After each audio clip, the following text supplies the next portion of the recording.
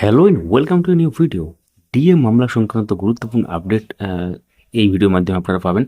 সঙ্গে থাকুন, দেখতে থাকুন। অবশ্যই চ্যানেলটিকে সাবস্ক্রাইব বা পেজটিকে ফলো করে রাখুন। ভিডিওটি লাইক করতে ভুলবেন না।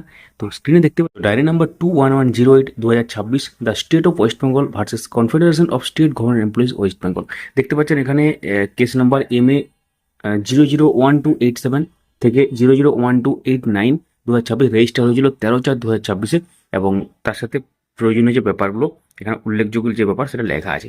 তো এখানে লিস্টেড কবে আছে? আগামীকাল 6 May 2026। Honourable mister justice Sanjay Karol and honourable mister justice Prashant Kumar Mishra, serial number 301-এ।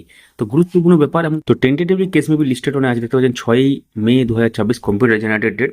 এবং এর আগে আপনারা দেখেছেন যে 31 মার্চ 2026-এর মধ্যে রাজ্য সরকার কতটা নির্দেশ পালন করছে সেই ব্যাপারটা জানাতে বলা হয়েছিল।